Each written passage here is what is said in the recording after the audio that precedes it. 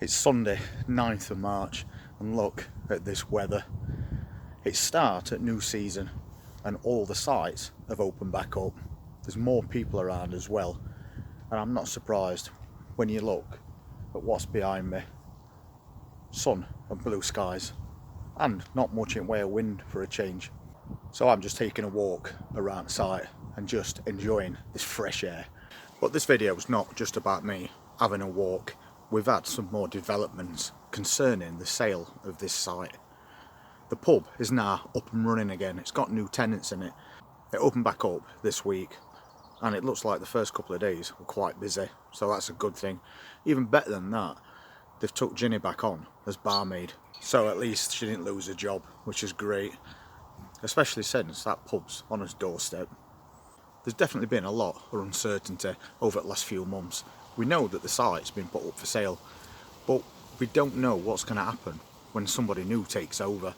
And of course, to anybody that's got a static caravan on site, changes are a massive concern.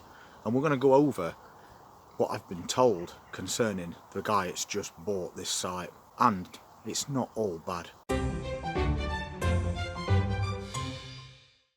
So, back at Van now, but really enjoyed that walk.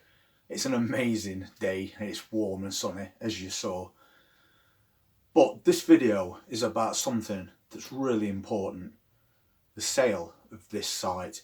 We knew before Christmas it were pending. And of course, anybody that's got a caravan on a site and then finds out that that site is up for sale is going to have a bit of cause for concern. And there's two main reasons for that. One is what's going to happen when somebody new takes over concerning site fees. And also the other one, which I think is the biggest one, is if somebody does take over, what about the static caravans that are already on site?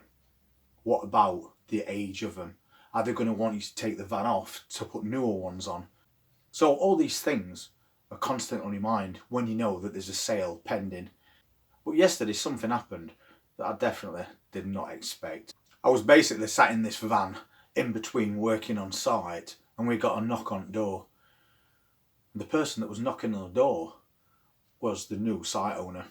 It's not 100% finalised at the moment, but it basically said, I'm the one that will be taking over this site, and we're just waiting for solicitors to sort out the paperwork.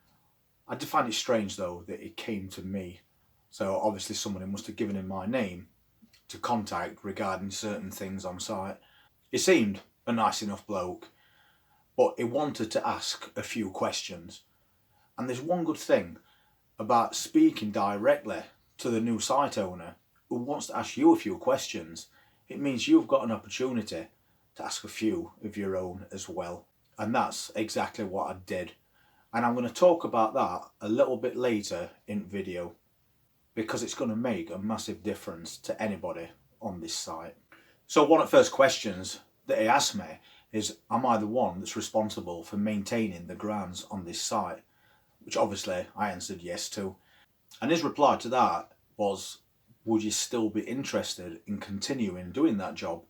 And obviously, because I really do like the job that I do, I said it's a definite yes. But there was also a few more things that he wanted to talk about, and he asked me if I could just take a walk around site with him and go over some bits and bobs, things that might need repairing and upgrades to the site as well, which is always good. So we had a little walk round, and one of the first things he said is he noticed that there's not an office on site. There's the pub and then there's the site, and they've never had an office. So one of the first things he wants to do is put an office on site, which I think is a good idea.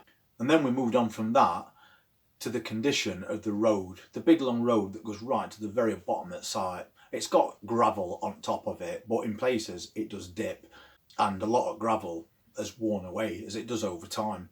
So he intends on renewing all that road as well. We then went over to what is a small laundrette that we've got. Unfortunately, that washer broke before Christmas and it's never been repaired. There is a tumble dryer in there as well, but one's not really much good without other. And he said that he wants to buy a cabin, which is basically a big office like a static caravan, but it's got a separate area to it on one side. which is going to be used as a laundry room. So we can have a new washer and a new dryer, which is going to be really good for people since that one over there is completely redundant. So just a few upgrades at the moment. He's noticed one or two things on site already that definitely need to be renewed. And he's got every intention of getting those jobs sorted out. So straight away, it seems like the new buyer of this site is going to try and make it look even better. But at what cost is what a lot of people are going to be asking. And as we go back to what I said before, one of the main concerns is our site fee is going to get increased. Everybody, as far as I'm aware, has already paid the site fees for this year. So I think for at least this year, everybody's all right. But next year, if there's been things that's been renewed and upgraded and replaced, maybe we'll incur a slight charge because of that. I don't think it's going to be anywhere near the horror stories that we've been hearing all last summer, like people increasing site fees by 40%. I think by law, you can only go up to about 5%. I could be wrong on that, and if you know different, just let me know in comments. But as we approach that time, where it looks like there's definitely a transfer occurring, the pub has opened back up, Ginny's got her job, and this guy wants me to continue doing the groundwork. And I also do the gas deliveries as well. As you probably know, I also cut the grass around that pub. But because I'm paid by the company that owns the site, since the guys have took on a tenancy in that pub, I'm no longer allowed to cut that grass. At least I'm not allowed to cut it and be paid by this company because it's now completely separate. But the guy that's just took on the tenancy did approach me a couple of days ago and said, would I be interested in cutting the grass for him? So basically, I get a little kickback from that as well as doing this job and the gas bottles. There was, however, a point while I was walking around that I really felt a need to ask a certain question in particular. And I think it's one that will be top of everybody's list. Once this sale of the site is finalised, what is going to happen to the vans that are already on it? Your worst nightmare is that you get a static caravan, you put it on a site, and a year or so later it changes hands and they tell you you've got to take that van off.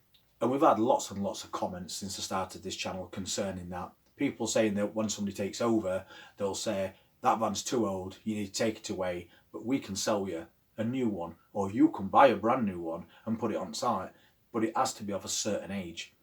And if you've been following these videos since the beginning, you'll know that certain sites have age restrictions on vans. Once it's 5 years old, 10 years old, or 20 years old, they'll tell you it needs to go. We were lucky in the respect of this site is 20 years, but there's also quite a lot of vans on this site that are just coming up to the 20th year, which means under the present rules, you've got to think about removing it from site and getting a new one if you want to come back and continue doing it. I would think that a lot of people would probably not bother, they'd just get rid of the van and call it a day. So I thought, while I'm in this situation, let's just ask that question. If you don't ask, you don't get. And since we're having a conversation about all the improvements on the site that need to be done, it was a perfect opportunity for me to do that. So I basically said to this guy, what is going to happen to the vans that are already on this site once you take over? As I've just said, once they're at a certain age, a lot of companies will tell you to take them off. And I said, so what is your policy on that? He said there's going to be no age limit on vans. So anybody that's got a van on this site doesn't have to worry about that. And that is a massive thing. So we just have to keep his vans tidy. And he says, and if you do that, it's not going to be a problem. He's not going to ask anybody to remove the vans once they hit 20 years. And it's probably the best news you could have hoped to hear. What happens next year concerning site fees is something we'll cross when we get to it.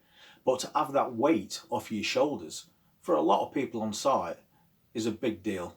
We've just spent all autumn and winter worrying about what was going to happen, but I didn't expect this guy to knock on my van door, ask me a few questions, and then verify that when he does get the sale sorted out, he's going to get rid of age restrictions on vans. So it sounds like my job's safe, Ginny's got her job back, and now we don't have to worry about this van, at least for the next few years. And although this is not 100% finalised, he said that he is definitely getting the site. It's just a case of waiting for the solicitors to sort out the paperwork. And he's going to be back in about 3 weeks. So I'm thinking that's how long it's going to take to finalise this deal.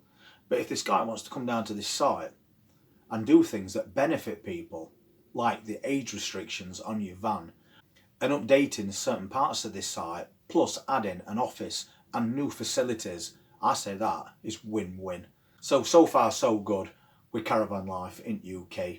Any other things that pop up, I'll make another video and tell you what happens, because there's lots of different things that you have to consider when you're in a static caravan.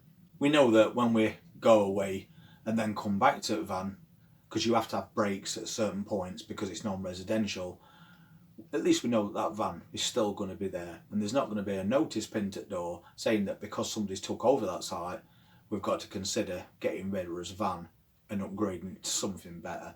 So good news all round, I think. So hopefully, fingers crossed, this sale goes through without an hitch, because anybody that buys a new site is always going to be looking to make a few changes, but at least this one change is for better for all of us. Anyway, thank you so much for being part of this channel. Get yourselves out there and enjoy this sunshine while it lasts.